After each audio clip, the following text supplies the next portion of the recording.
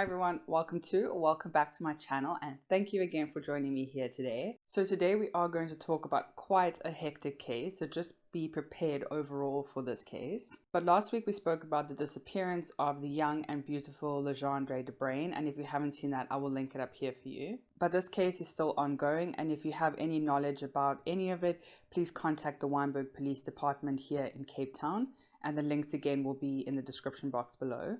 But like I said, today's case is going to be quite hectic and also a little bit different because we are actually going to split this video into two. So grab a coffee and possibly something a little bit stronger. And in today's case, we are going to talk about a man who police thought was just having his way with women, obviously by force and non-consensual.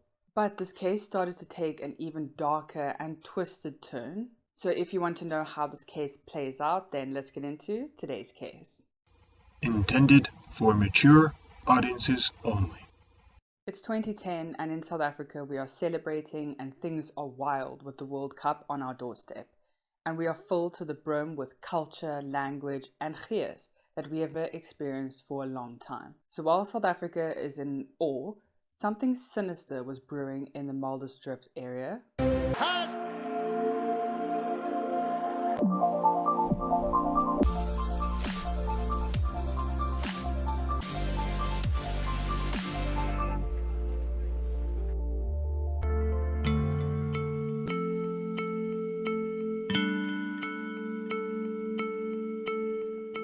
And it's May 2010 when Gerard Le-Jeanrdre receives a call on his desk phone. And he receives a call from Detective Warrant Officer Breytenbach. And he has informed Gerard that over a period of a couple of months, the police station in Muldersdrift has been inundated with different dockets pertaining to a specific person in the area, women, and they all are based on similar circumstances. And the most common out of these circumstances was that all the women were reporting that a man would call them up offering them work because the women had placed adverts in a newspaper looking for work, and they had then been contacted by a prospective employer, and they then arranged to meet at Nicoleclaire primary school, which was close to Lion Park. And when the woman would arrive at this location that was arranged by their prospective employer, they would call the man who they assumed was going to give them a job. And the man who then answered his phone would then say that he would contact one of his employees who would then meet them at the Nicoleclaire primary school. So the old switcheroo we have going on here. So the employee would meet the woman at this arranged location. And the employee would then ask, are you so-and-so, and are you here to meet this employer? And the woman would then agree and say, yes, she is so-and-so, and she is here to meet this specific employer. The two of them would then walk to the prescribed location. And while walking, this man would then take them along a dirt path and then towards some fault, where then he would grab the woman and drag them into a nearby bush. Here, he would then the woman and then also rob them of all their possessions if they had any at the time. So like I said, Dr. Gerard Le-Jeanrdre then received this call from Breytenbach about these different dockets pertaining to the serial. And when Breytenbach and Gerard eventually met up, they did agree that this was definitely part of one person who was doing all these crimes. And when they looked into this case a bit more, they concluded that they definitely had 6 different dockets pertaining to the same type of criminal and his MO. So let's now have a look at each of these dockets and what each woman had gone through pertaining to this serial. The first docket to be received by police was written by a lady named Martha, who was 38 years old at the time.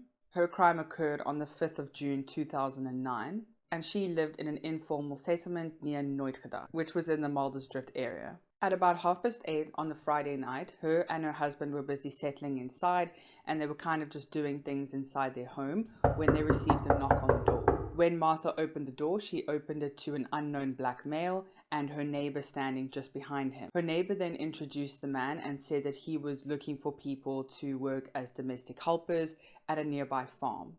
And the unknown black male asked Martha if she was interested in this position, and she jumped at the opportunity because she was unemployed at the time. The unknown male then gave Martha a piece of paper with his number on it and told Martha to meet him at a supermarket the next day at around 7:15. So Martha did. She left the next day and she actually arrived at the supermarket at 7:30, and then her prospective employer arrived then at 8 o'clock. They then exchanged pleasantries and started walking towards the apparent farm where the job was going to be held. And then around 40 minutes into this walk, so at around 8:45 that morning, this unknown man then put his arm around Martha's shoulder. And while he had his arm around her shoulder, he tried to remove her polar neck off of her. It was winter time at this present time, so she was wearing more clothing, and he was trying to pull this off of her whilst they were walking. But Martha was not having it, and she was fighting back, and he was trying to pull off of her clothes while she was trying to fight him off. But while they were fighting, he then eventually started punching Martha in the face continuously until she was actually almost in and out of consciousness. And while she was feeling quite lightheaded, he managed to rip her stockings and then also pull down her underwear. This man then proceeded to rape Martha, and then after he was done, he ran away and just left Martha there in the gravel. But Martha picked herself up. She was hurt, bruised, and terrified, and she then started running towards the nearest person she could find. She actually ended up running towards a police station, and as soon as she got there, she reported the incident. When she got to the police station, she described the man as lighter of complexion and quite tall, and that he spoke the language Wynberg. And she also said that his phone number could be collected from the neighbor who, remember, initially introduced them. However, Martha said she was unable to give them the piece of paper that she had on her with his number because during the struggle she had just dropped everything and ran for safety, which is 100% understandable. So the second police docket was written by a lady named Anukica, and Anukica was 24 years old at the time and currently unemployed. And her crime all took place on the 30th of January 2010, and it actually started with her sister named Rachel. And the reason that it started with her sister is because Rachel was actually working at a boerewors stand near the R512. And while Rachel was busy working there, an unknown male approached her offering work at a nearby farm as a domestic helper. And Rachel said that she already had this job, but she'll pass the information on to her sister, Anukica, who is currently unemployed. So the unknown male then said, okay, that's great, thank you. Will you arrange for her sister to meet me tomorrow at the boerewors stand here? However, during Anukica's normal daily life, she was actually unable to meet the man the next day on the 31st of January. So she then arranged to meet him on the 1st of Feb at the boerewors stand. So at 7 o'clock in the morning, she was in a taxi heading to the area where this boerewors stand was. So Anukica arrived there at about 7:30, and she now waited for this man who apparently only got there at 8 o'clock. When the man arrived, he spoke Northern Sotho to Anukica, and Anukica described him to be tall, but have really short hair and have a coffee-colored complexion. And he was in his late 30s or early 40s. And once they started talking for a little bit, they then started walking towards this rose farm, where apparently this employment opportunity was. And while they were walking, the unknown male then says to Anukica that he now wants to take a shortcut through the bush. And Anukica was not impressed by this. She thought that why would you want to walk through the bush where there's a perfectly fine path right here? But when Anukica suggested this, he started raging and he got really angry that Anukica disobeyed his orders. And he said that she should obey him, otherwise he will stab her to death. This unknown man then took out an okapi knife and he then showed it to Anukica to threaten her and to make sure that she obeyed. And Anukica then said by this point that this unknown male started switching between Northern Sotho and Zulu.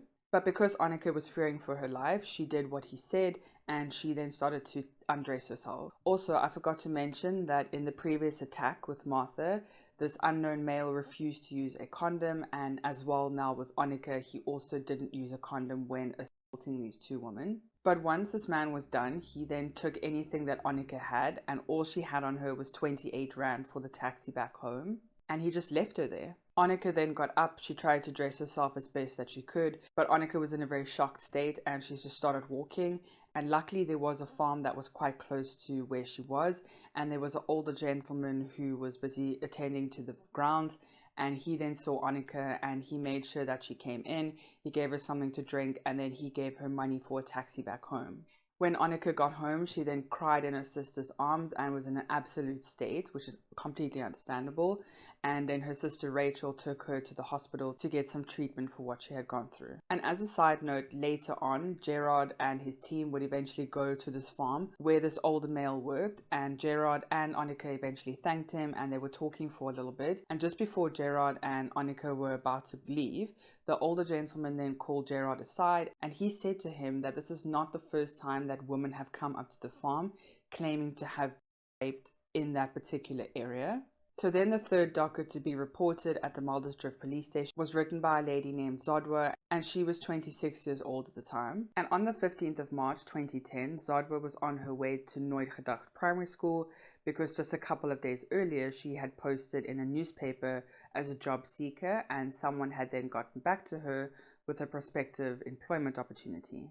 And Zodwa said that the prospective employer who called her, when he called her, she said that he sounded like an older white man and that he had a job for her at the SABC, which is like a local network here in South Africa. So it's kind of like Sky or Fox or something like that overseas. But she did say that this white man apparently sounded foreign and she couldn't quite place his accent, but he did speak English to her.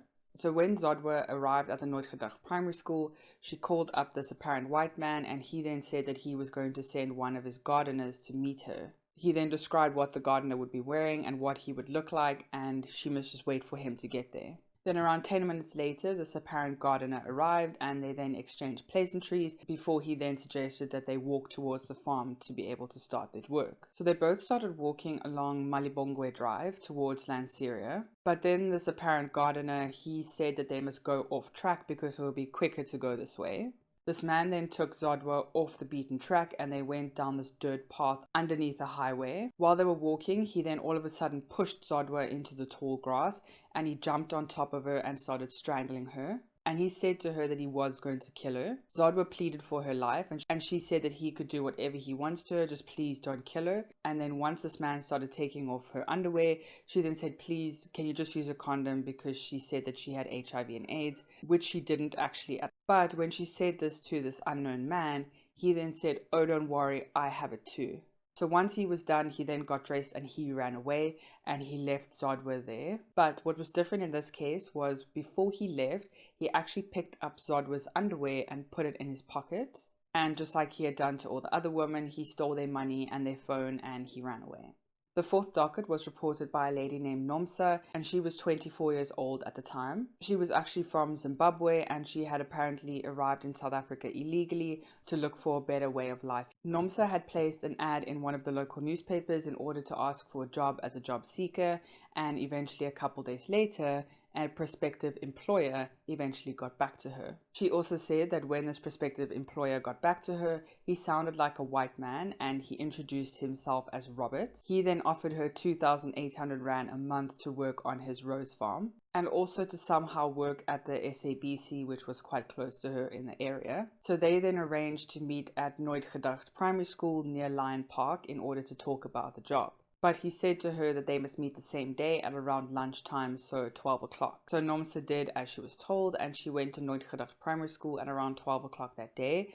Then a couple minutes later, an unknown black male then approached her, and he asked has she been speaking to Robert, because he is one of his employers, and he was told to meet Nomsa. Nomsa described this man as a tall, thin black man, and just like before, they exchanged pleasantries before walking down a dirt path towards a bridge underneath the highway. But while they were walking, this man then turned to Nomsa and he said, have you ever been before? So Nomsa now started to scream bloody murder, and then this unknown male then pulled her into the veld, put his hands around her neck and started to strangle her. But while he was doing this, he then also proceeded to pull off her clothing without a condom again. Once he was done, he then took her cell phone and her money, and he left Nomsa in the gravel just like the other woman. Nomsa then went to the police to report what had happened to her, but no one had bothered to contact her until Gerard and his team managed to actually get the docket. Then the fifth docket was opened by a lady named Princess, and she was 25 years old at the time. Princess was also a Zimbabwean national who had entered South African borders illegally, and she was also here to look for a better life for her and her family. But just like a lot of the other ladies, she had also put job-seeking opportunities in the newspaper because she was unemployed at the time. And just like the other ladies, she also received feedback from a prospective employer, and she actually received an SMS giving her very specific instructions, and I will read it to you. So, quote, we are looking for someone to come and work for us 5 days per week and 3,000 Rand per month. From tomorrow, 8 o'clock. When you come, take a taxi to Lion Park and you must stand at the entrance of the spa, which is next to Lion Park. Our address is plot 65 Rood Street, Lanseria. Please, once you arrive, give us a call. Thanks. So the next morning, Princess then called the same number and asked if they're still looking for any domestic help and if this advert is kind of still relevant.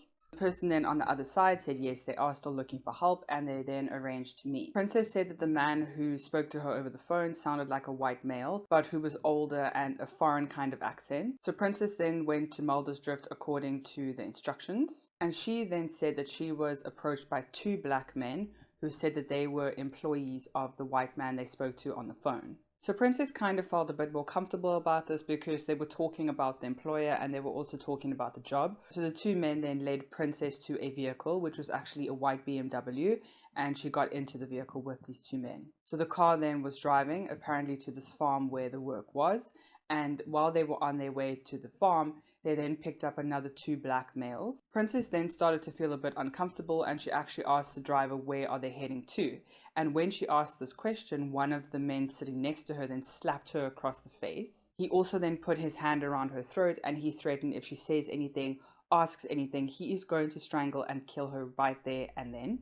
And having to repeat this next part makes me feel incredibly ill, so just a fair warning before I go into further detail about what happened to Princess. So eventually, once there were four males in the car, they then kept driving and they then drove to a deserted area where they then forced Princess out of the car, and they then forced her face down onto the bonnet, and they then started to undress her and forcefully take off her clothes. One of the men then put a blindfold around Princess, and then they took turns to rape her, but while they were raping her, they were beating the living daylights out of Princess, and they beat her so much that she became unconscious for a couple of hours, and when she came to, she was lying in the dirt on the ground with nothing around her, and her clothes were scattered all across the ground, so she had to go and look for them. Inside the handbag of Princess's was actually her Zimbabwean passport, so she had no documentation now at all. So when Gerard read through this fifth docket with Princess, he thought that this was quite out of the MO of this unknown male that we were talking about earlier, and he was not quite sure if it was the same suspect because he had never brought other men with him on any of the other attacks. But we will come back to this later in part 2. So the sixth docket was opened by a lady named Glenda, and she was 36 years old at the time. And Glenda lived with her family in Le-Jeanrdre of Joburg, and she was also unemployed and received an SMS on her phone on the 1st of May 2010. And she received this SMS or text message at around 8:30 at night. And just like all the other ladies, she had placed an advertisement in the newspaper asking for any employment as she was looking for a job. The SMS gave Glenda a specific location to meet at Nicoleclaire Primary School and when to meet as well. They were offering her a job as a domestic helper for 2,800 Rand a month. So when Glenda arrived the next day, she said that she then phoned the number that she was receiving the SMSs on, and she said that the person who answered sounded like a white male. And the white man then said to her that one of his employees is going to come down to meet her, and he described exactly what his employee was going to look like. An unknown black male then approached Glenda and started speaking to her in Shangaan, and he asked if she was Glenda, and she said yes, and then they started having a polite conversation with each other. So then this unknown male then led Glenda down a dirt road, and he was then telling Glenda about the position, and they were then talking quite casually, walking down this dirt road and under the bridge by the highway. And while they were walking, the unknown male then says to Glenda that he wants to have sex with her, and Glenda was obviously like, no, it's not going to happen, I do not want to have sex with you. He then took a knife out and pointed it at Glenda. He then proceeded to tell Glenda to undress, which she did because she was now afraid for her life, and she was undressing, and then he proceeded to rape her. Once he was done, he then took her cell phone, her cash, her ID, and her handbag. Glenda ran from the spot that she was attacked to the police station, where she then reported everything to the police. But once again, the police did not contact her. They did not do anything about the case because they actually took Glenda's details down incorrectly, including her phone number and her name. So with those 6 dockets, that was incredibly heartbreaking, disturbing, and horrific. And the sad thing is that we get so numb to these type of crimes, especially in South Africa, because they sadly occur quite often. And these type of crimes, including murder, become quite commonplace to our people in South Africa, which is very heartbreaking. But let me not digress too much and let's get back into the story because like I said, it's going to be a long one. So while Gerard and Breakies were actually looking through these dockets and reading through what the woman had to say, a lot of them had such little information and hardly any investigation done on any of the cases. Firstly, Gerard was quite upset by the police who were assigned these cases because nothing was done. But he was also quite upset with our national commissioner, who remembers Jackie Selebi, and he decommissioned all of those special units in South Africa, which we've spoken about before. So special units like family crimes, sexual offences units, those were all discontinued by Jackie Selebi because he thought that it was a waste of time, it's a waste of resources, and it's taking all the money from the country. Which I think is definitely one of our country's least concerns, is the money going into special units in the police force. But anyway, so these special units were now decommissioned and all the police services now had different types of cases and crimes on their desks, which they have never handled before. So you would have a detective who was now assigned to burglary and house break-ins, who was now sometimes getting cases of sexual offences, family crimes, and this was resources that these police officers, not to their fault, didn't have for these type of crimes. So this is obviously not one of the smartest moves that our commissioner has done. But anyway, so 2 cases had actually been closed based on lack of evidence and based on a lack of suspect. So they had just been closed. But DNA was taken from all of the women once they had come to report the rape.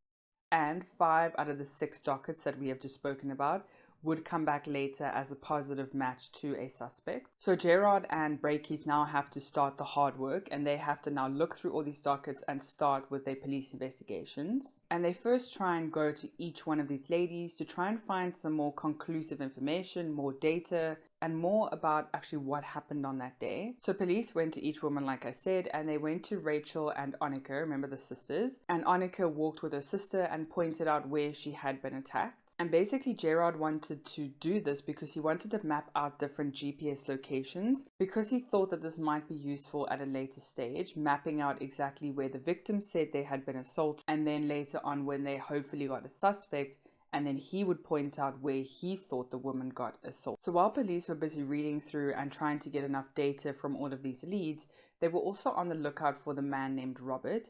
And you might think that it's weird to follow up with some random name that some random criminal has given to the victims of his crimes. But what Gerard said is quite interesting. And he said that a lot of times when criminals become more comfortable and they think that they're not going to get caught, they give names or locations or specific details about their actual lives because they don't think that it's relevant and no one's ever going to really figure it out. So the criminals do end up slipping and giving little nuggets of information to their victims, which could hopefully end up in a conviction in the long run. So because Glenda was one of the last victims in the dockets that Gerard and Breakies were given, they looked into Glenda's phone records in quite a lot of detail because they thought that this might be the phone that this criminal uses the most. And what they noticed when they were looking through these records was that someone had called quite a few numbers after Glenda had reported her phone was stolen. So when the police then called these numbers, one lady answered the phone and her name was Refilwe.